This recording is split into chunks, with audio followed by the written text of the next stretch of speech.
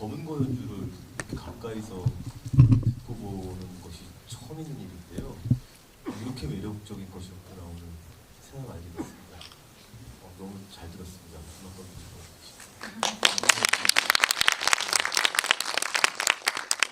말씀을 너무 잘하셔서 사회를 그냥 보실 걸 그랬다. 쭉 그냥 하실 걸 그랬다는 생각이 들었습니다. 그 감독님하고 배우분들 다 같이 모셨고요. 음악 감독님까지 같이 모셔서 이야기들 좀 나눠보도록 하겠습니다. 꽤나 유쾌한 분들이거든요. 궁금한 것들을 많이 물어보시면 정답게 많이 답변해 주시리라 생각합니다. 감독님하고 배우분들, 음악 감독님 모시겠습니다.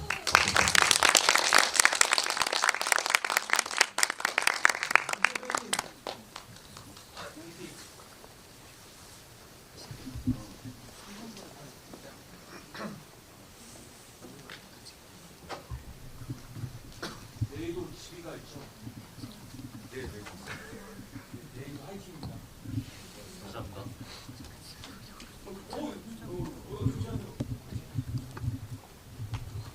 음악에 취해서. 예, 감독님부터 다 아시겠지만 소개 말씀하시고 인사 한 번씩 하시는 거 어떨까요? 네, 그래도 많이 와주셨네요, 생각보다. 너무 반갑고요. 오늘 첫 지부인데 재밌는 얘기 많이 나눴으면 좋겠습니다. 저는 이 영화를 감독한 서보영입니다. 안녕하세요. 벗어날 탈에서 지우 역을 맡은 배우 이지연입니다. 반갑습니다. 네, 안녕하세요. 벗어날 탈에서 영목 역할을 맡은 배우 이모준입니다. 반갑습니다. 네, 영화에서 나오는 모든 검은고 소리를 연주하고 녹음했고요. 음악 감독이라는 타이틀을 주셔서 받고 있었습니다. 박우재라고 합니다. 이렇게 하시죠. 1시간 정도의 대화 시간이 있는데요. 한 절반가량 정도 제가 좀 진행해보고, 그리고 궁금하신 것들이 원래 있으실 테고, 그리고 말씀을 듣다 보면 또 생기실 텐데, 그 부분들을 중반부부터 자유롭게 질문해 주시거나 의견들을 또 주시면 좋으실 것 같습니다. 그렇게 한번 진행을 해보도록 하겠습니다. 일단 제가 궁금한 것은 감독님께서 음악 감독님하고 처음 일하시게 될 때 어떻게 알게 되셨습니까? 같이 하시게 된 거. 일단 중간에 친구가 한 명 있고요. 연극 연출하는 친구, 공연 연출도 하는 그 친구가 있어서 그 친구 부탁으로 제가 검은고 공연을 촬영하고 뮤직비디오를 찍어준 적이 있어요. 근데 그때 이제 검은고 소리를 처음 들었는데 너무 제가 감동을 먹었어요. 그래서 언젠가 이 친구랑 꼭 한번 작업을 해야겠다 벼르고 있었죠.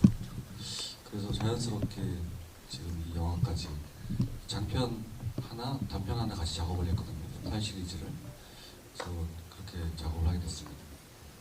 그렇게 힘들게 모셔놓고 왜 퇴짜를 놓아가면서까지 그러니까 음악으로 무엇을 더 보여주시고 싶으셨고 어떤 것들을 우리에게 들려주고 싶으셨나요? 더불어서 그 부분에 대해서 음악 감독님하고 어떤 얘기들을 좀 많이 나누셨나요?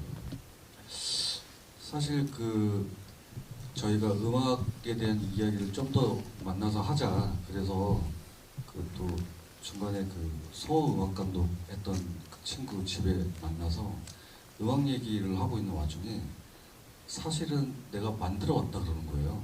저는 계속 어떻게 잘 얘기를 해야지 우리 영화를 엔딩에서 살릴 수 있을까? 제발 영화 좀 살려줘. 막 이러고 있었는데 그날 음악을 만들어 왔다고 해서 딱 들었는데 저는 살았다라는 생각이 드는 거야. 이 영화의 나머지 말하지 못한 부분들을 영화가 싹 다 얘기해 줄 수 있겠구나. 이런 생각을 했었고 너무 큰 감동을 받았었어요.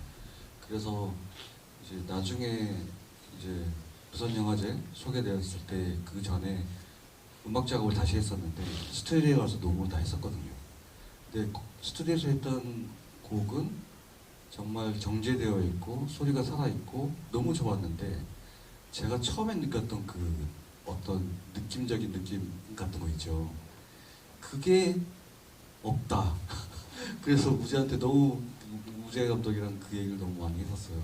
근데 나는 이 영화는 거친 맛이 있고 날것의 느낌이 되게 중요한 영화라고 생각하는데 너가 그때 했던 그 연주가 나는 연주의 퀄리티를 떠나서 너무 내 마음을 울린다.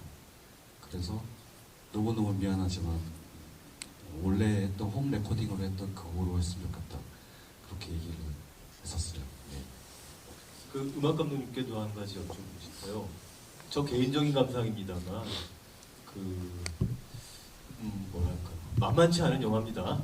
솔직히 말씀드리면. 그런데 그 영화의 어떤 중요한 리듬이나 맥을 이 음악이 짚어주는 것 같은 느낌을 받으면서 영화 속의 음악을 들었거든요. 저 개인의 감상입니다만 음악 감독님께서는 이 작업을 하시면서 어떤 부분들을 좀 주안점을 두고 하셨는지도 좀 여쭤보고 싶습니다. 영화의 음악으로 참여하는 것은 이번이 거의 처음인 그런 작업이었어요.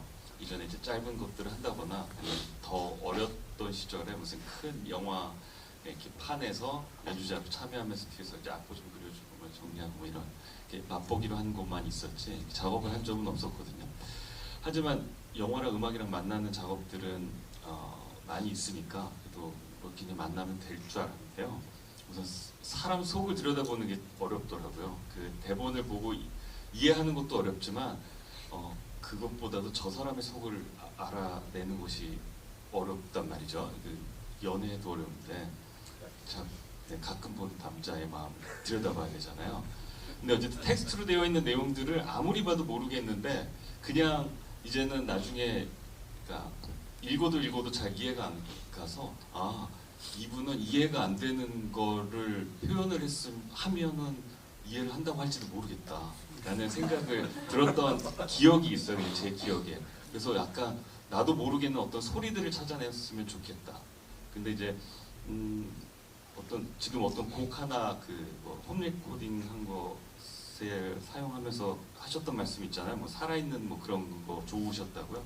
그런 것을 좋아하는 뭐 그런 단어들 많이 들어서 대신 악기 소리에서 정제된 소리들 말고 조금 다양한 소리들, 독특한 소리들 그런 것들을 조금 많이 담아냈으면 좋겠다 라는 생각을 하고 음악 작업은 스코어링을 해가지고 어느 장면에 어떤 선율 이런 식으로 작업했다기보다 감독님과 함께 아이브 레코딩 룸에 들어가서 처음부터 끝까지 뭔가 검고 소리를 끊임없이 내고 녹음을 해서 몇 시간짜리를 녹음을 하고 감독님께서 그거를 커팅을 하셔서 원하는 장면에 넣고 그것을 서로 이렇게 하는 장면으로 사용을 했고요.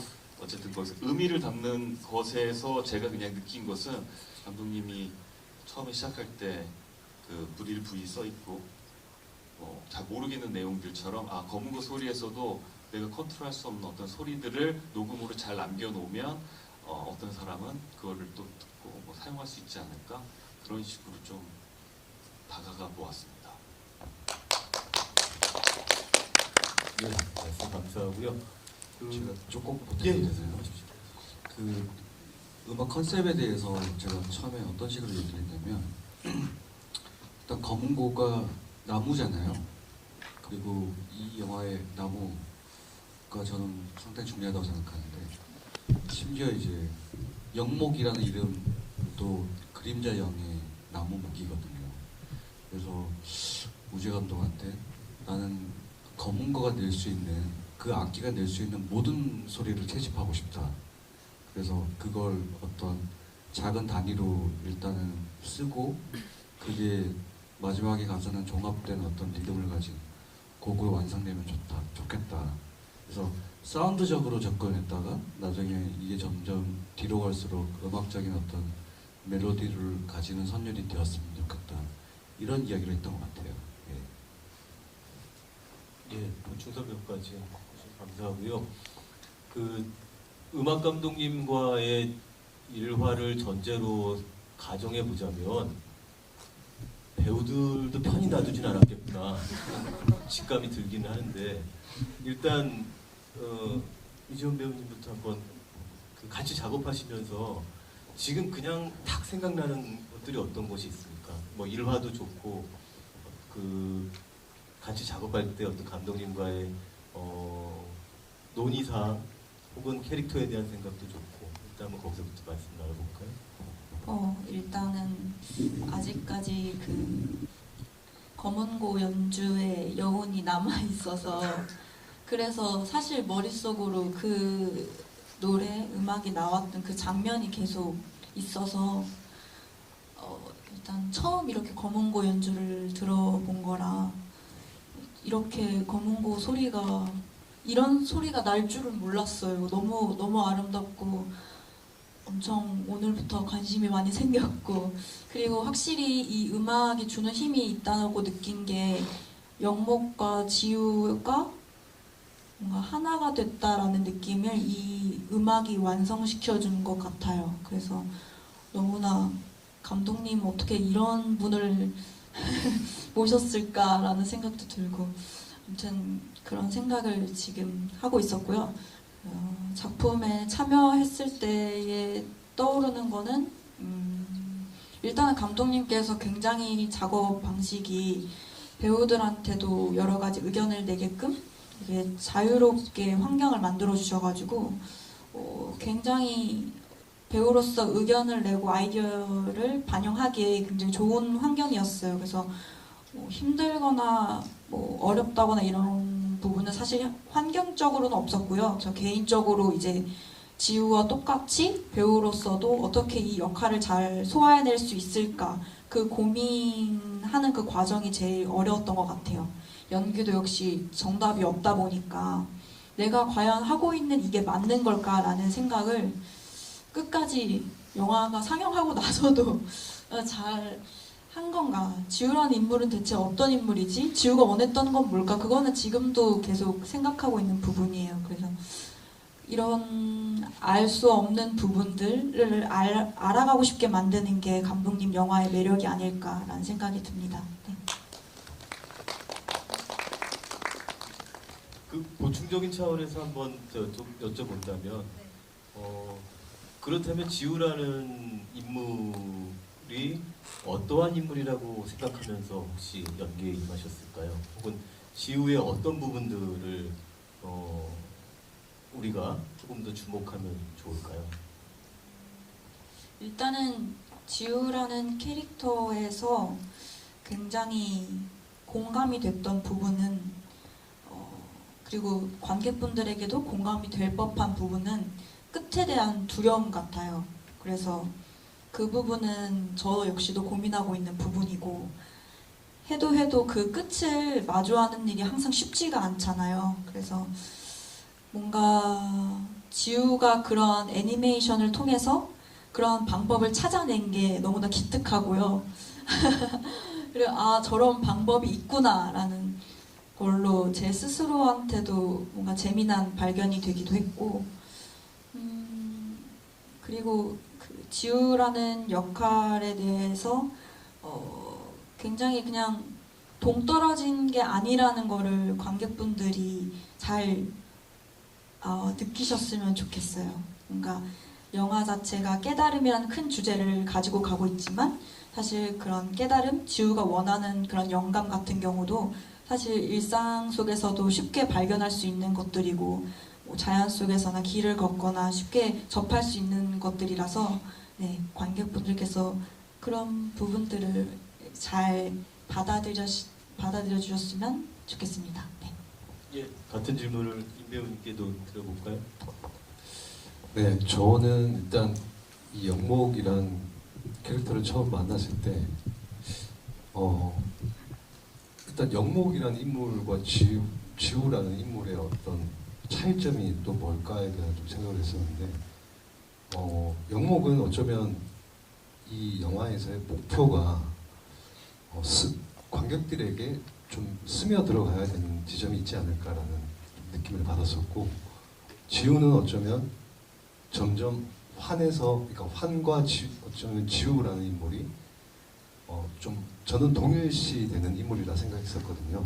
그래서 점점 영화가 진행되면 될수록 지우라는 인물은 좀 드러나야 되는 인물이라 생각했기 때문에 좀 되게 난감하면서도 감독님하고 초반에 카페에서 둘이 만나서 그씬 하나하나, 컷 하나하나를 감독님 의도들을 다 듣고 싶었고, 그래서 그 부분에 대해서 질문을 했을 때마다 감독님은 항상 좀 정답은 없지만 나는 이런 느낌이었으면 한다라는 얘기를 해주셨고, 그리고 수직과 상승 혹은 선 이런 것들에 대한 얘기들을 많이 해주셨어요.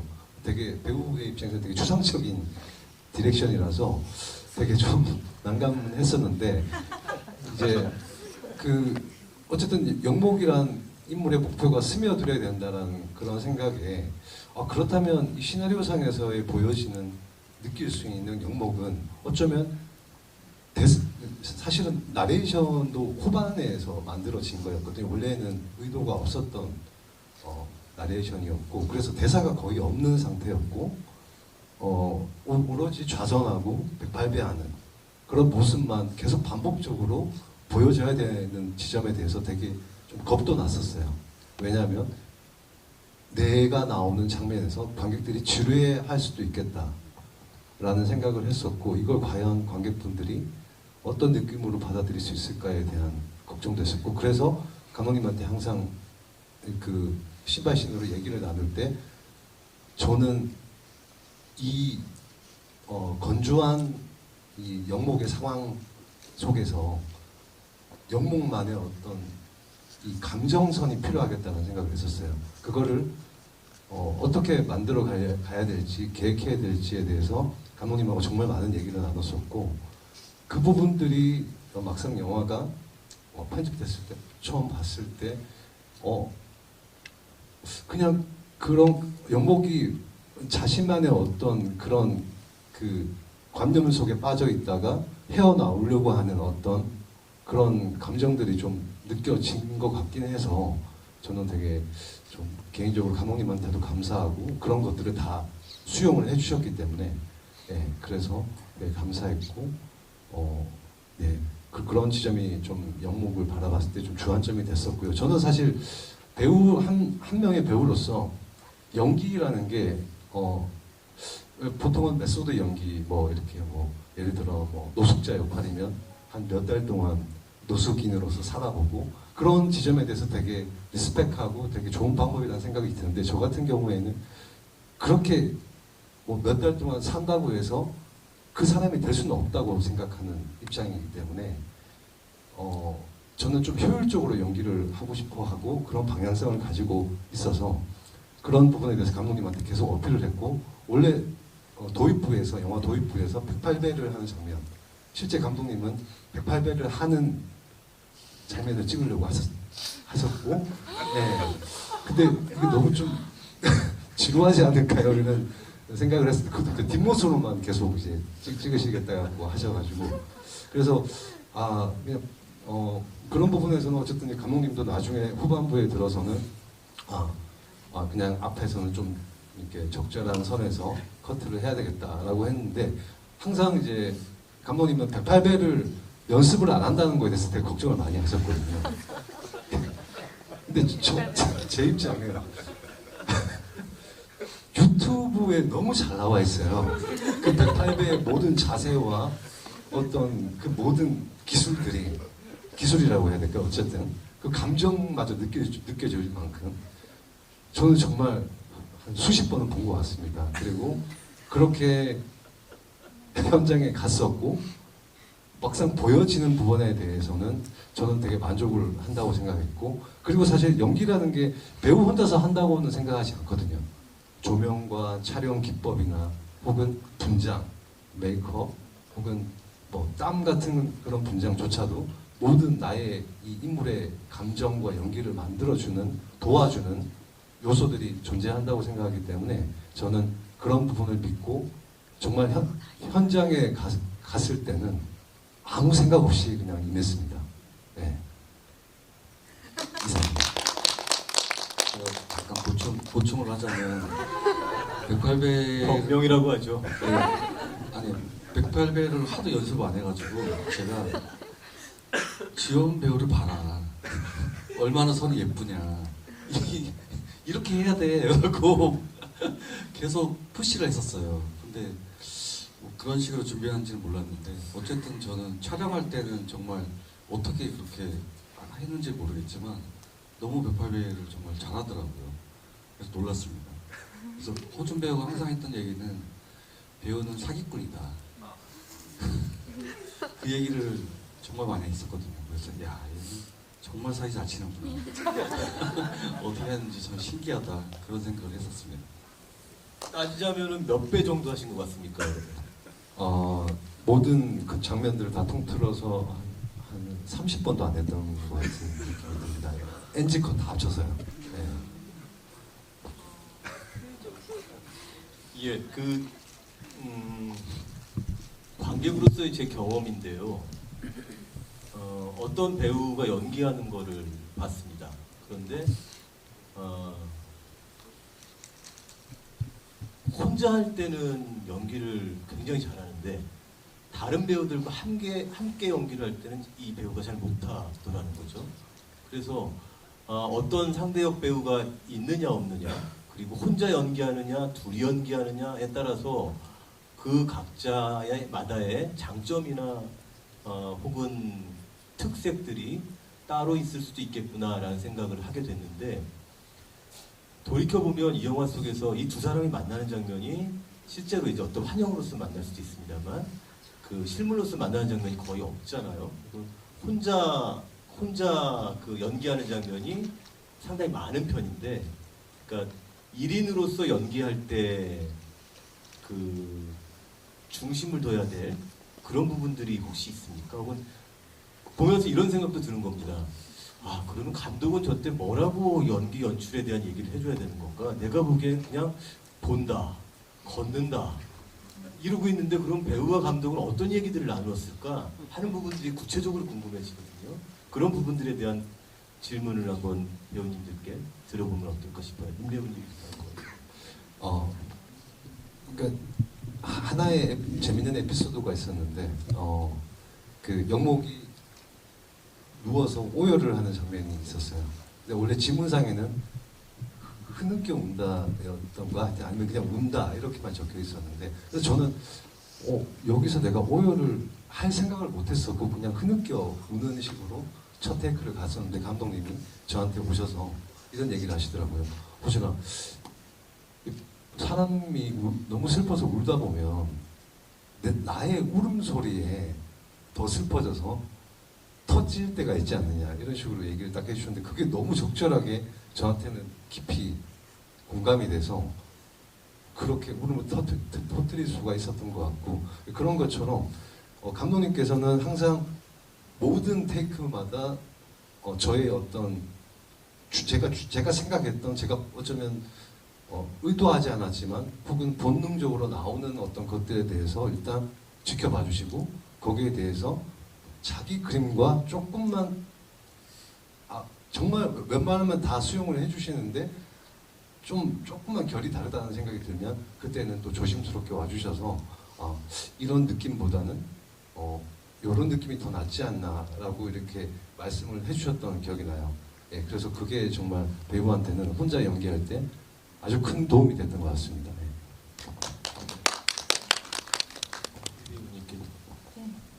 저는 아까 말씀드렸던 것처럼 지우가 작가로서 그 영감을 찾는 과정과 제가 배우로서 지우를 연기하는 과정, 똑같이 영감을 찾는 과정이라서 그냥 촬영 내내 저도 그 지우의 행동이 저의 행동이기도 했던 것 같아요. 정말 지우가 호기심도 많고, 그리고 어떤 검은 옷을 입은 사람이 나타났을 때 정말 그 호기심만 가지고 뭔가 저 사람한테서 뭔가를 얻을 수 있지 않을까, 어떤 영감을 받을 수 있지 않을까, 그런 생각을 가지고 따라갔었고, 뭔가 지우면서 생겨난다 하면서 지우개로 이렇게 지우는 부분도 그냥 그 현장에서도 저는 그 작업 자체가 굉장히 흥미로웠어요. 그게 저한테 새로운 발견이기도 했고, 뭔가 배 속에서 그 인형을 꺼낼 때 정말 영감이 정말 고팠거든요. 정말 이렇게 내 안에서 나왔으면 하는 바람이 저에게도 실제로 있는 부분이었고, 그래서 혼자서 연기하지만 뭔가 지우랑 같이 하는 느낌이라고 해야 될까요? 그래서 그런 재미가 저는 있었어요, 개인적으로. 그리고 덧붙여서 말씀드리자면은 마지막에 이제 호준 배우님이랑 만나게 되는데 각자 이렇게 장면을 연기를 하다가 마지막에 딱 만나게 되니까 그것도 참 감격스럽더라고요. 뭔가 겨울에 촬영하시고 저는 여름에 촬영하고 둘 다 개인의 고생을 다 마친 상태에서 이렇게 딱 눈을 마주치면서 연기를 하는데 뭐 그 순간 뭔가 필름처럼 다 지나갔던 것 같아요. 지나온 시간들이. 그래서 네, 그때 딱 외로움이 채워졌던 것 같습니다. 혹시 각자의 촬영물을 보신 적은 있습니까? 현장에서 그러면 촬영하실 때? 네, 촬영하실 때 저는 네, 모니터로 확인은 했었어요. 네. 저 같은 경우에는 이제 매 촬영 회차가 끝날 때마다 감독님 집에서 촬영을 했거든요. 그래서 감독님과 집에서 맥주 한잔 하면서 모니터를 그날 찍은 분량을 처음부터 끝까지 다 보고 서로 얘기 나누고 그런 작업을 계속 했었던 것 같아요. 이런 장면을 한번 여쭤보겠습니다. 그 마지막 엔딩 씬인데요. 이 엔딩 씬에 대해서 그냥 저는 감독님만의 생각이 궁금한 것이 아니고 여기 계신 네 분의 생각이 모두 궁금합니다. 음악 감독님까지 포함해서 이 마지막 씬에 대한 각자의 그 말씀을 한번 듣고 싶습니다. 예, 감독님. 그러면 제 얘기는 제일 마지막에 듣는 게 그러시죠, 그러면. 네네. 예. 그래서 그러면 우리 음악 감독님부터.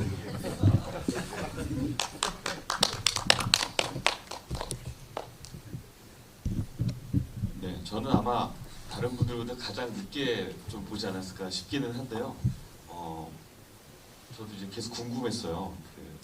이게 빨간색, 그때 들었던 생각에서 사용했던 단어 그대로 사용하면 저 빨간 여자랑 지우랑 이게 같은 건가 다른 건가, 바다에 있는 저 남자랑 영국은 같은 사람인가, 이게 같으면서도 아닌 것 같고 이렇게 되게 헛갈렸는데요. 저한테는 이렇게 되게 키스할 것처럼 이렇게 다가간 다음에 소리만 내잖아요. 그게 되게 조금 되게 에로틱했어요. 영혼을 교환하는 듯한 느낌이 들었거든요. 그래서 우리가 알 수 없는 세상에 우리가 알 수 없는 작용으로 양자 물리학 얘기하면 우리 모르는 것처럼 이렇게 뭔가 두 개의 영혼이 합쳐져서 뭐가 되는구나, 약간 그런 식으로 그 순간을 바라봤거든요. 그래서 아직도 누가 누구다, 누가 누구일 수 있는 가망성은 있으나 누구일 수는 없다, 뭐 이런 식으로만 가지고 있었어요. 그리고 곡도 그렇게 만들었어요.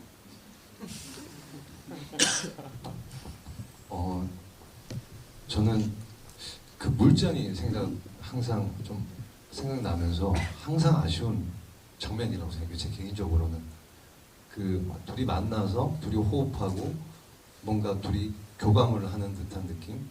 그게 뭐 서로 다른 인물이 한 자리에 만나는 어떤 느낌일 수도 있겠지만 동일 인물이라고도 생각이 들기도 했고, 근데 이제 그 물잔이 가장 큰 저는 작용을 한다고 생각했던 게 물잔이 이렇게 화면에 클로즈업 되면서 그 들어있던 불이 이렇게 살짝 찰랑거리는 느낌이 어쩌면 이 영화의 어떤 하나의 어떤 대표적인 이미지라고도 생각을 했었고, 시나리오 단계에서.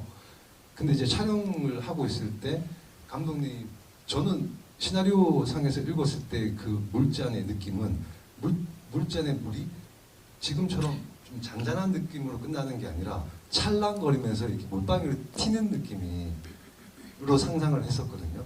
그게 너무 더 좋았었고요. 근데 감독님은 그렇게 생각을 안 하고 계셨던 거죠. 그래서 거기에 대해서 되게 질문이 많이 했었어요. 그게 더 낫지 않겠냐, 뭐 이렇게 의견을 많이 드렸었는데 감독님이 또 은근히 다 받아들이는데 또 아닌 건 아니시거든요. 그래서 정말 지금도 아쉬운 장면으로 생각했습니다. 제 개인적으로는요. 네.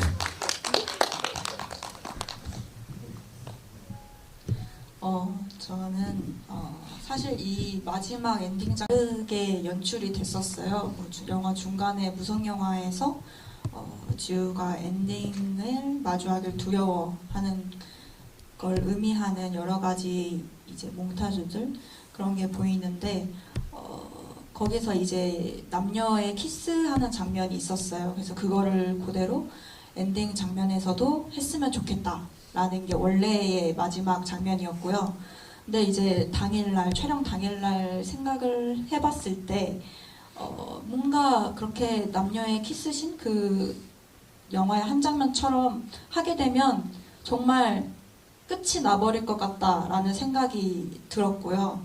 그거는 지우도 원치 않고 영화의 방향성과도 조금 다르다라는 생각이 들었어요. 그리고 보셨던 것처럼 저희 영화는 호흡 소리가 굉장히 잘 들리는데 그런 부분에서 날숨과 들숨 소리가 이 사운드를 잘 썼으면 좋겠다라는 생각이 들었고 또 이게 숨이 혼자서 들이쉬고 내쉬고 할 수도 있지만 영목과 지우의 그러한 만난 듯 하면서도 이제 떨어져 있는 근데 그거를 이제 보이지 않는 연결점 그걸로 또 보여주면 참 좋겠다라는 생각이 들어서 그래서 들숨 날숨이라는 아이디어가 생각이 났고 그거를 제가 감독님께 제안을 드렸습니다. 네. 엔딩에 대해서는 아마 너무 많은 해석이 가능할 것 같은데요. 제가 그거를 다 말씀드리는 것보다는 일단 영목의 관점에서는 결국 어떤 거부하는 것들을 마지막에 마주하게 되고 받아들이는 느낌이라면 지우의 입장에서 엔딩은 마치 그녀가 하는 그 미술 작업처럼 무언가를 살려내는 어떤 생성의 이미지. 저는 이제 그 물잔이 이렇게 찰랑거리는 게 그런 이미지로 보여줬으면 했거든요. 왜냐하면 그 전에 그게 깨져 있었으니까. 그래서 그런 통합되는 느낌을 영화 마지막에 주고 싶었고요. 또 하나는 이 영화는 어쨌든 두 가지 이야기고 저는 이 둘 중에 하나의 이야기가 없다면 이 영화는 성립되지 않는다고 생각해요. 그래서 두 개의 이야기, 두 인물이 서로 이렇게 상호 의존적인 관계를 갖고 있다고 생각을 하거든요. 근데 이게 뭐 어떤 식으로 동시 존재처럼 보이기도 하고 어떻게 보면 한쪽이 다른 쪽의 과거인 것 같기도 하고 시간차가 있는 것 같기도 하고 그런데 여기에 대해서 사실 정답이 없기 때문에 저는 제 의도는 어쨌든 영목의 이야기로 시작된 이 전체 이야기가 마지막에 지우의 이야기로 마무리되면 좋겠다. 그래서 이제 관객분들이 관점에 따라서 누구의 이야기로 자유롭게 받아들일 수 있게끔 이제 구성을 하려고 노력을 했기 때문에 엔딩 장면이 그런 식이고요. 또 하나 중요한 거는 맨 마지막에 저는 카메라 워킹을 되게 중요하게 생각하는데 맨 마지막에 그 무빙이 정확하게 180도가 돌아가요. 이게 마치 한쪽 세계에서 다른 쪽 세계로 이동하는 듯한 느낌을 주고 싶었거든요. 그런 의도가 있었습니다. 그 영화 속에서 보이스 오브 내레이션은 굉장히 중요한 그 부분을 차지하고 있는데 제가 아까 듣고 다소 놀랐던 부분은 처음에는 기획되어 있지 않았지만 나중에 만들어졌다고 했잖아요. 많은 부분들을 차지하고 있는데 그렇다면은 이 보이스 오브 내레이션은 언제쯤 어떤 이유로 해야 되겠다라고 마음을 먹게 되셨던 건가요? 일단 저는 원래 미술을 전공을 했었고 미디어 아트를 했었거든요. 근데 미술과 영화의 큰 차이라고 한다면 미술은 프로세스 아트 같은 느낌이 있어서 끊임없이 새롭게 길을 찾아가고 만들어가는 느낌이 있어요. 근데 저한테 영화는 그런 느낌이에요. 그래서 편집 과정이 굉장히 중요하거든요. 편집 과정에 많은 것들이 삭제되거나 덧붙여지기도 하고 새로운 아이디어가 첨가되기도 하는데 나레이션도 사실 처음에는 없었지만 이제 호준 배우님이 제안을 하셨어요.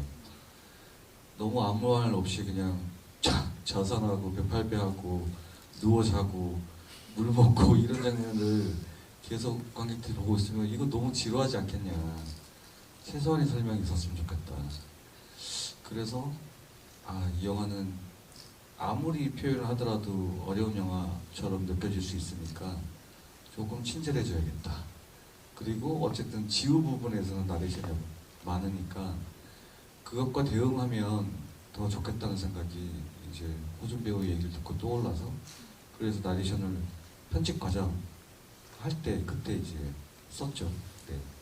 제가 좀 덧붙이자면 지루해서 제가 그런 제안을 드린 건 아니고요.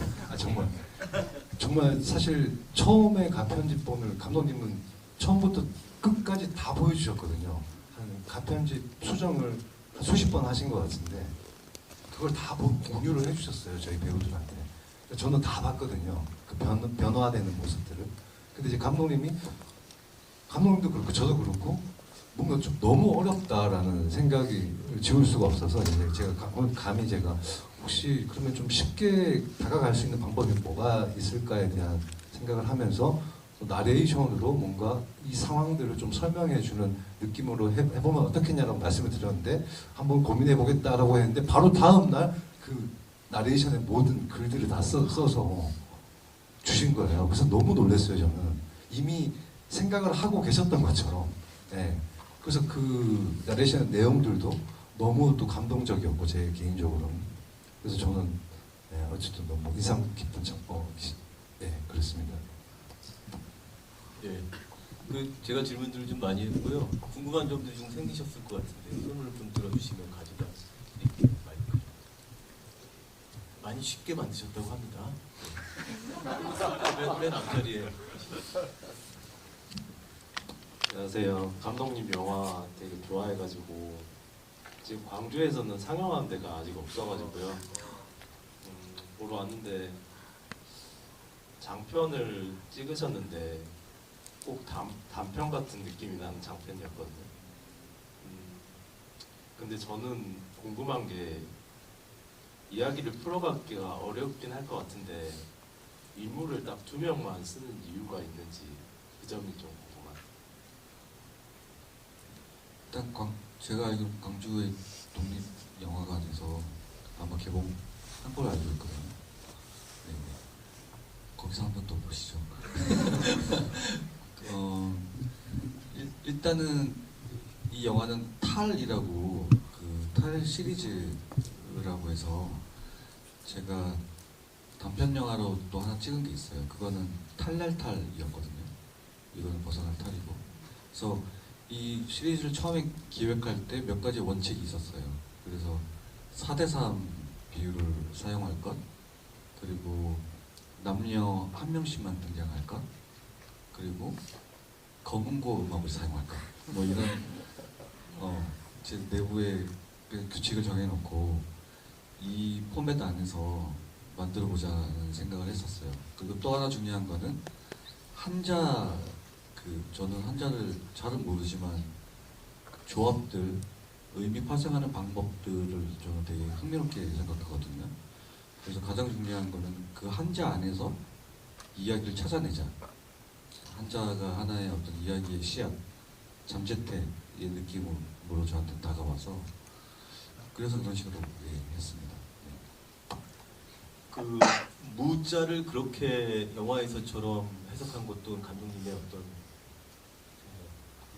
네, 근데 무자의 어원이 여러 가지가 있던데 지금 그렇게 마치 다비시릭을 하듯이 밑에 불이 있고 나무가 있고 위에 사람이 타서 사라지는 그런 느낌으로 해석하는 무자 해석이 있고요. 또 하나는 춤추는 무희처럼 해석하는 방법이 또 있더라고요. 그래서 제 영화 속에는 2가지가 다 나와요. 그래서 마지막에 그 수피 댄스를 추는 것도 사실은 무의 형상을 이미지화한 거라고 볼 수 있죠. 네. 저 뒤쪽에 어떤 분들이 계셨어요? 예, 손 들어주십시오. 네. 제가 정말로 영목처럼 108배와 자선을 하던 시절이 있었어요. 꽤 오래 몇 년을 그렇게 뭐 매일 한 건 아니지만 꽤 관심 있게 불교 철학에 심취해서 정말 깨달음이 뭔지 너무 얻고 싶어 했었거든요. 근데 그러다가 네, 상당히 오면 체험을 하긴 했어요. 경계가 사라지고 아 이거밖에 없구나 이거구나 라고 내가 찾던 게 이거구나 라고 했던 그 경험이 있어요. 근데 그게 이제 영화 속에서는 마지막에 깨지는 소리만 있고 듣고 있는 내가 없었다로 표현이 됐는데 이게 참 영화적으로 풀기 어려운 거더라고요. 그래서 저는 이걸 영화의 언어로 풀고 싶다는 게 되게 큰 도전이었습니다. 네. 네, 저는 검은고를 어려서부터 해서 검은고 연주자로 살고 있어요. 네, 뭔가 고도화된 그 뭐랄까 연주를 잘 연마해서 정해진 시간 동안 한 달, 두 달 연습을 해서 사람들한테 짜잔 보여주고 거기서 희열을 느끼고 이런 게 즐거운 직업으로 삼고 있는데 이제 영화랑 만났을 때는 아까 이야기 중에 나왔던 것처럼 사람 속을 들여다보는 게 참 어렵더군요. 무슨 작업을 많이 해보지 않아서 뭔가 방법을 찾지도 못했을 거고 이번 작업 스타일도 많은 작업 다른 사람들이 음악 감독들이 하는 여러 가지 스타일들 중에 어떤 한 부분에 발끝 이렇게 좀도 못 쫓아갔을 테지만 어쨌든 사람의 마음속을 깨뜨려 본다는 건 참 어렵다는 것. 그러면서도 무언가 함께 이야기하면서 하나의 어떤 점을 통해 이렇게 뭐가 맞아질 때가 있잖아요. 얘기하다 보면 이렇게 쿵짝이 맞을 때가 한 번 있으면 또 거기서 또 힘을 얻어서 다음 10번의 빠꾸를 맞아도 이제 강력해지는 순간들이 생기곤 하던데요. 뭐 앞으로 또 다시 뭔가 영화의 작업이 또 들어온다 그러면 그때는 또 어떤 방법으로 내가 작업을 할 수 있을까 상상조차 안 되는데요. 어쨌든 이번의 기회에서는 참 즐겁고 알 수 없는 이야기들 속에 제가 빠지는 기분이 있어서 참 재밌었습니다. 많은 사람들 앞에서 감독님 감사합니다. 제가 더 감사합니다. 두 분이서 합을 맞추고 오신 건 아니시나요? 약간 의심이 듭니다만. 예, 저 뒤에 모자 쓰고 계신 분, 예, 바로.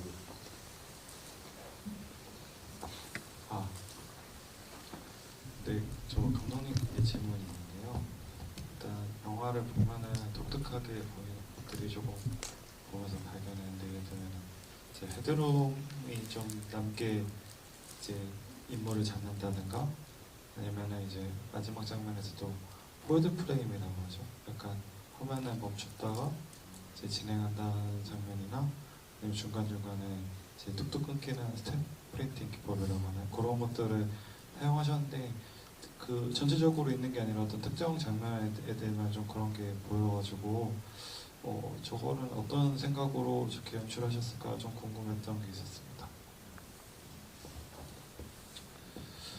일단 4대3 아까 말씀드린 것처럼 4대3이 처음에 이제 제가 그냥 정했던 포맷이기 때문에 이 안에서 이 영화를 어떤 식으로 이제 구성할 수 있을까를 그 다음에 생각을 한 거죠. 근데 이 영화는 어쨌든 수직의 움직임이 상당히 중요한 영화라고 생각했기 때문에 4대3 비율이 중요하다. 그리고 고전 영화의 4대3이 비율을 쓰고 있고 고전 영화는 엔딩 크레딧이 끝나면서 그냥 딱 뜨고 그냥 끝나버리잖아요. 앞에가 되게 길고 그래서 그런 방식을 사용한 것도 있었고 어쨌든 4대3을 채택을 했기 때문에 그 프레임 하나하나를 되게 회화적으로 잡아야 될 필요가 있었어요. 그래서 인물을 잘라서 잡는 그런 뭐 것들이 좀 많이 있었던 것 같습니다. 그리고 또 하나 질문이 뭐였죠? 또 하나 뭐였죠? 그게 단가요?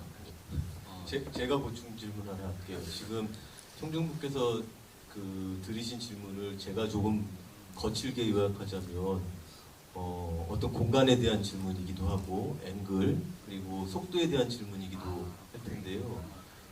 시청각적으로 흥미로운 지점들이 많은 영화인 것 같습니다.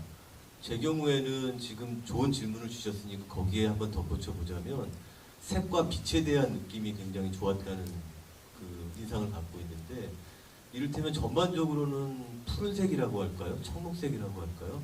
이런 부분들이 배경인데 음악 감독님의 표현을 들자면 꽃 같은 어느 한 점에 이런 부분들은 굉장히 강렬한 붉은 빛을 그 안에 띄고 있더라고요. 그래서 이런 상반된 세계 구조나 그리고 빛에 대한 부분들이 이 영화를 매혹적으로 보게 만드는 좋은 지점들이라는 생각이 드는데, 이 부분에 대한 감독님의 아이디어들이 어땠는지 좀 궁금합니다. 일단 아까 제가 프리즈 프레임에 대해서 예, 프리즈 프레임에 대해서. 대답을 못해가지고 그 얘기를 먼저 드리자면, 이 영화는 정지와 움직임을 하나의 어떤 전체적인 키워드로 생각을 했어요. 그래서 정지는 카메라 정지가 될 수도 있고, 그리고 자선하는 자의 정지가 될 수도 있고, 그 움직임은 108배 이런 느낌이 있는 거죠. 그래서 저는 영화를 하나의 무빙 이미지로 바라보는 관점이 있기 때문에 어느 순간 정지하는 프리즈 프레임을 넣었을 때 저는 오히려 움직이던 이미지가 정지할 때 좀 더 움직임에 대해서 생각하게 된다. 이 움직임에 대한 어떤 관객들이 이게 영화다라는 사실을 그 순간 다시 한번 이렇게 인지하면서 움직임에 대한 사유를 할 거다라는 생각을 했었어요. 그리고 이 움직임에 대한 것은 마지막에 플립북 있죠. 플립북은 애니메이션과 달리 제가 움직여야 이미지가 움직여지잖아요. 손이 움직여야. 이런 관계, 그리고 그런 관계 때문에 프리즈 프레임은 영화 자체도 사실은 제가 지금 편집하고 있는 입장이었으니까 그런 느낌으로 약간 확장시키고, 움직임과 정지라는 이 화두를 확장시키고 싶었던 영화 바깥으로까지도 그런 의도가 있었고요. 그리고 세계관에서는 이 영화의 붉은색은 정말 중요한 색이고, 붉은색의 계열이 있고 푸른색의 계열이 있다고 생각을 해요. 그러니까 물과 물이라고 거칠게 이렇게 구분할 수도 있을 것 같은데요. 그리고 그거는 영화의 어떤 두 개 상반된 컨셉이기도 하지만 각각의 인물하고도 연결되는 지점이 있어요. 말하자면 영목이 좀 더 물적인 요소들이 많다면 지우는 불적인 요소들이 많죠. 그래서 이런 세계 대비를 처음부터 많이 생각을 했었어요. 그래서 제가 사용했던 카메라가 볼렉스 D16이라고 해서 우리나라 몇 대 없는데 볼렉스 옛날 필름 카메라의 질감을 되게 많이 내거든요. 그리고 빛에 상당히 민감해요. 그래서 저렇게 강렬한 색채가 나오게 찍기가 사실은 쉽지 않은데 그 카메라 가진 특징을 많이 이용하고 싶었죠. 그래서 붉은색을 더 강렬하게 보이게 만들고 싶었습니다. 모닥불도 인상적이었습니다. 예. 예. 앞쪽에 계시나요? 세 번째.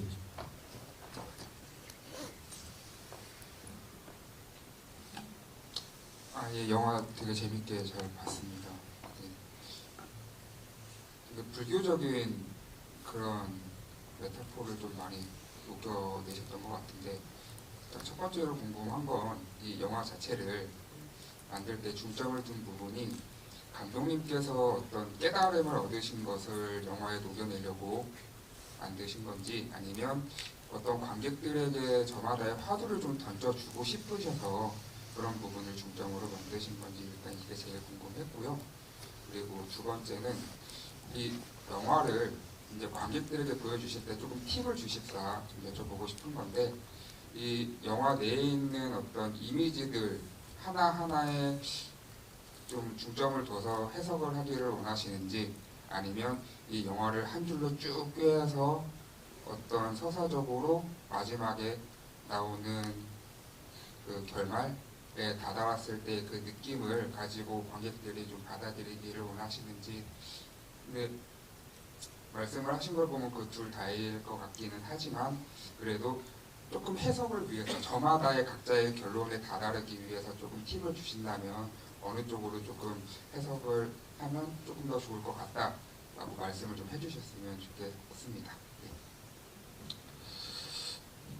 일단 이 영화를 아까 제가 어떤 뭔가 깨달음에 오면 순간을 살짝 경험했었다 뭐 이런 얘기도 했었는데, 이거를 정상화하기 위해서 형식을 찾고 싶었는데 첫지를 오랫동안 못 찾았어요. 그러다가 이 불교의 불이법이라는, 하나도 아니고 둘도 아니다, 이거는 사실 언어를 벗어난 거죠. 언어는 분별하는 속성이 있기 때문에 불교에서 말하는 그 불이법은, 예를 들면 그 영화 속에 이런 동작이 나오잖아요. 이게 직원인이라는 동작인데 중생도 부처도 하나도 아니고 둘도 아니다 라는 뜻이거든요. 저는 이런 분별하지 않는 상태에 대한 게 불교의 핵심이라고 생각해요. 그래서 이걸 저는 이제 영화적인 구조 안으로 가지고 들어와서 두 사람의 이야기를 이렇게 나란히 붙여놓고 결국 이게 어느 한쪽으로 치우치지 않고 이것도 아니고 저것도 아닌 상태, 이 불이법의 상태로 나아가게 해야겠다는 게 이 영화의 어떤 커다란 플랜이었고요. 그래서 영화를 보실 때는 아까 말씀하신 것처럼 저는 이미지 하나하나가 사실은 다 대응되는 것들이 있어요. 동일한 앵글들도 많고, 그래서 그거 하나하나를 이렇게 비교해 보시면서 그 안에서 아마도 어떤 이야기나 어떤 느낌들이 생기실 텐데, 그런 개개인의 느낌들을 이렇게 쫓아가시는 것도 좋은 방법일 것 같고, 결국은 이 영화는 하나의 어떤 통합으로 나아가긴 하거든요. 그래서 그거를 이렇게 통합했을 때의 마지막 느낌에 대해서 어떤 느낌을 이렇게 생각을 하시고 체험적으로 받아들이셔도 저는 좋겠다는 생각이 들어요. 어쨌든 그 선문답이 많이 나오는데, 선문답의 해석은 되게 저게 동문서답하는 것처럼 보이거든요. 말이 아닌 말처럼 들려요. 그래서 깨달음을 어쨌든 이렇게 전달하기 위한 하나의 방편, 공안 이렇게 얘기하는데, 그런 것처럼 이 영화는 저는 해석보다는 어떤 체험적인 느낌으로 받아들이시는 게, 그리고 그 안에서 각자가 사유할 수 있는 지점들이 있을 거라는 생각이 들거든요.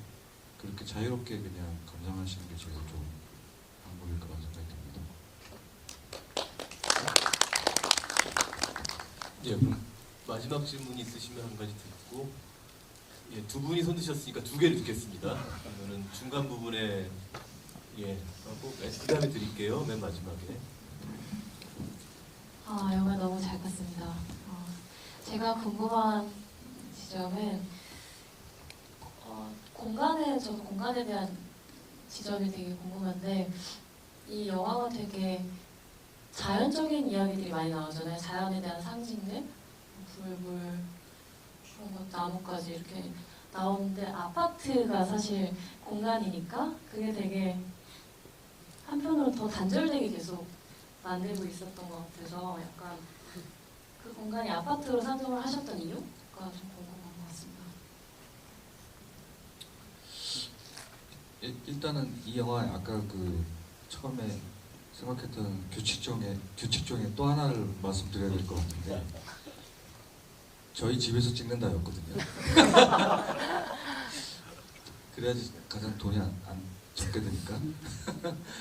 그래서 집에 물건을 다 치운다고 너무 힘들었는데, 제가 산책하는 코스를 그대로 따라서 영화를 찍었어요. 그래서 저한테는 너무 이게 일상적인 풍경이기 때문에 그렇게 해서 선택한 것도 있고, 이 전 영화 이 탈랄탈이라는 영화가 있거든요. 원차 있으니까 한번 보셨으면 좋겠는데, 그 영화도 같은 아파트에서 찍었고, 거기서는 그 아파트 안에서의 어떤 단절을 그리고 있어요. 저는 아파트 하면 항상 뭔가 동시적으로 같이 있는데도 되게 단절된 느낌을 많이 받거든요. 근데 그걸 느낄 때는 단서가 갑자기 되거나, 아니면 사무소에서 이렇게 방송에 들릴 때, 그럴 때 이제 아, 이거 혼자 여기 사는 데가 아니구나, 이런 느낌들을 많이 받거든요. 그래서 이게 사실은 그런 단절된 공간의 느낌 함께 있으면서도 그런 느낌들이 이 영화에 정말 잘 어울린다고 생각을 했어요. 네. 그래서일까요? 그 저 개인적인 감상입니다만 지금 청중분 말씀해주신 거를 들으면서 떠올린 생각인데, 유독 아파트 외관이나 그 찍을 때 격자라고 표현할까요? 아니면은 이 분리라고 표현할까요? 그런 부분들이 상당히 강조됐었다는 느낌을 감독님의 의도와는 무관하게 관객으로서는 받았던 것 같습니다. 그것도 의도 맞습니다. 라고 얘기해야겠죠? 그러면 맨 뒤에 네, 안녕하세요. 너무 재밌게 봤고요. 그 모티브에 관해서 좀 궁금해서 질문드리자면, 영화를 보는 내내 그 하나 떠오르는 작품이 있어가지고, 혹시 그 하루키의 양을 둘러싼 모험을 혹시 모티브로 두고 만드셨는지가 궁금합니다. 제가 하루키를 좋아하고요. 양을 둘러싼 모험은 너무 옛날에 봐서 기억이 안 나거든요. 근데 하루키 얘기를 하자면 세계의 끝과 하드보일드 원더랜드라는 책이 있어요. 혹시 보셨는지 모르겠는데, 그게 이제 세계의 끝이라는 챕터와 하드보일드 원더랜드라는 챕터가 있는데, 이게 계속 교차되는 방식이거든요.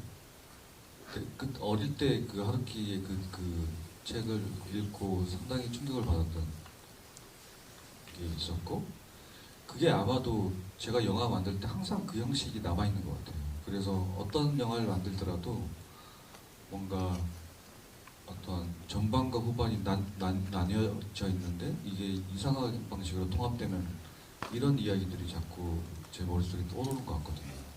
근데 분명히 이 영화도 그 영향 아래에 있다라는 생각을 하고 있습니다. 그 레퍼런스를 말씀하셨으니까 저는 조금 더 1차원적인 질문을 한번 추가하고 싶습니다. 그 해변의 사나이라고 하는 말은 되게 중요하고 그 존재도 중요하잖아요. 그리고 그 인물이 읽는 책에도 등장하는데, 저는 사실 못 읽어본 책인 것 같아요. 그 책은 어떤 책입니까?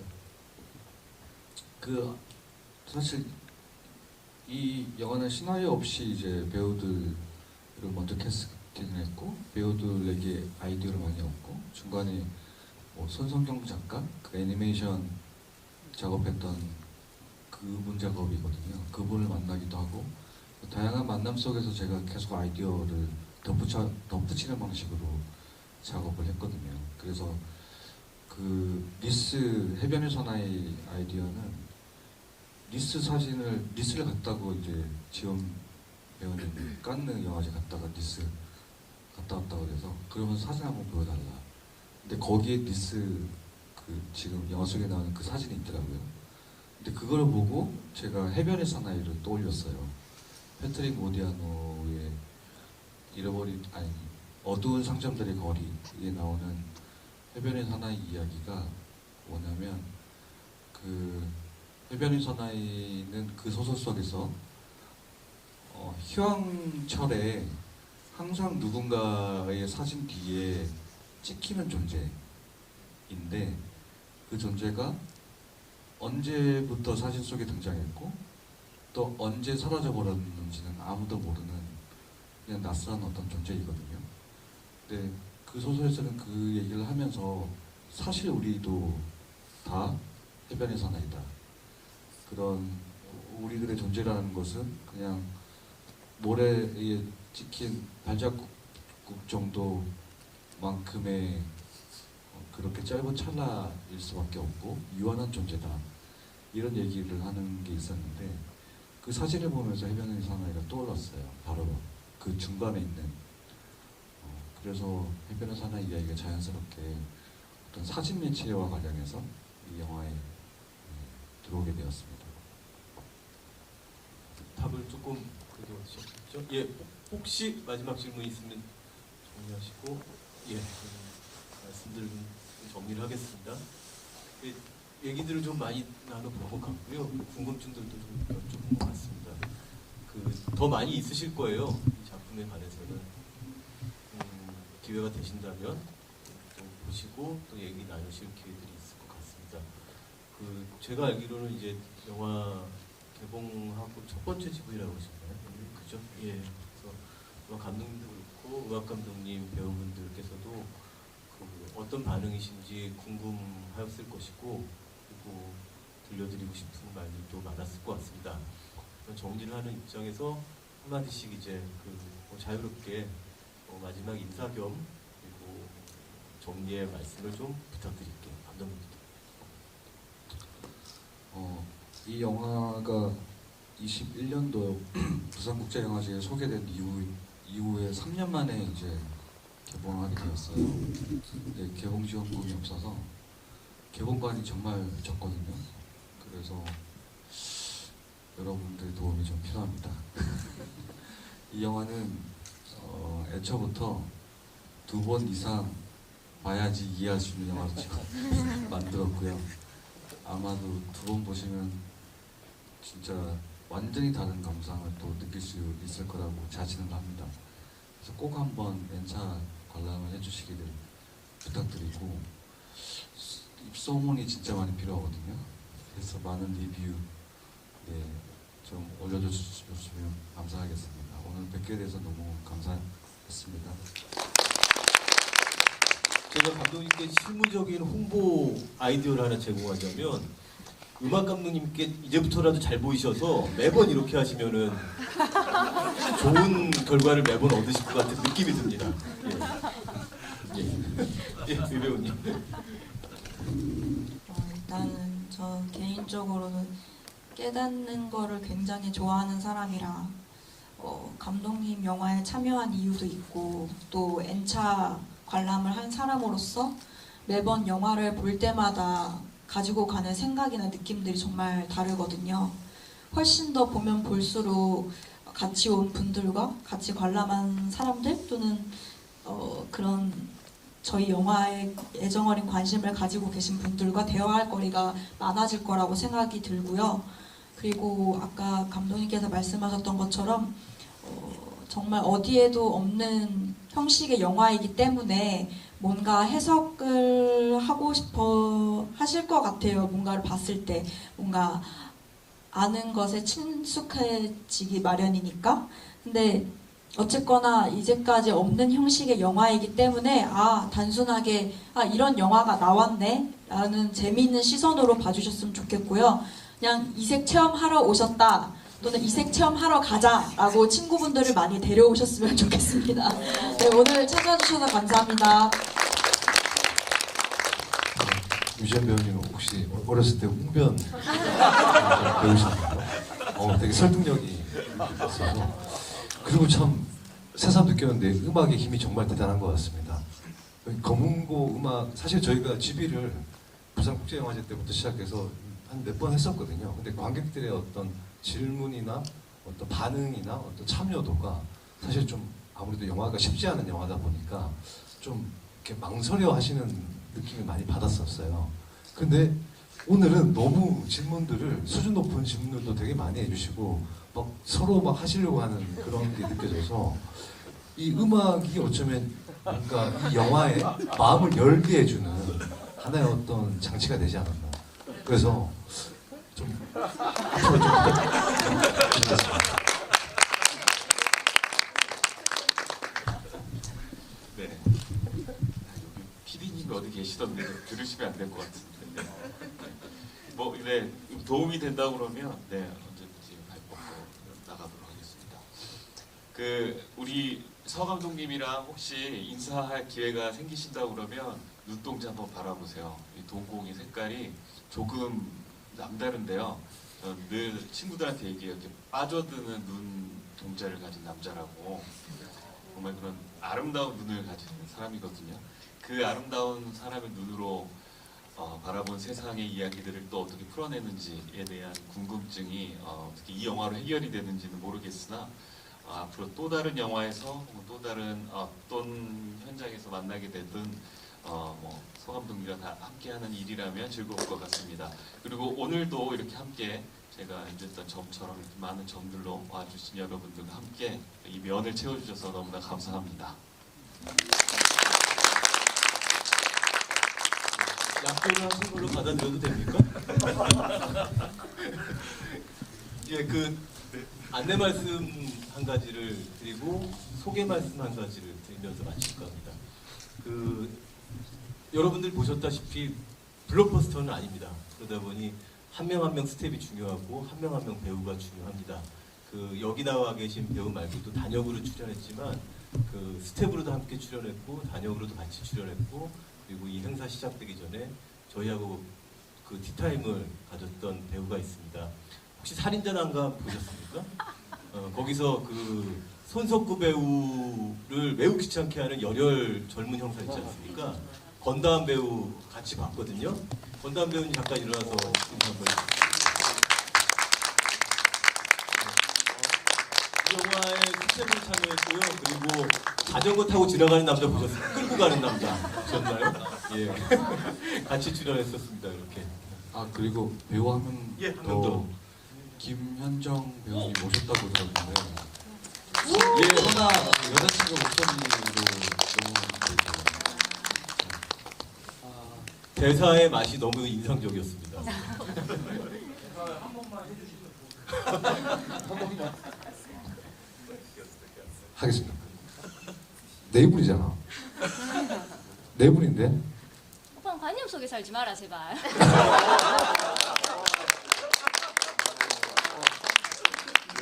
고맙습니다.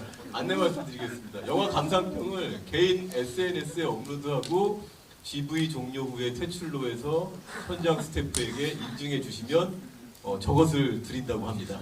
예, 잘 받아가시면 좋을 것 같습니다. 예, 금요일 날 늦은 시간까지 같이 할 수 있어서 좋았습니다. 조심히 돌아가시고요.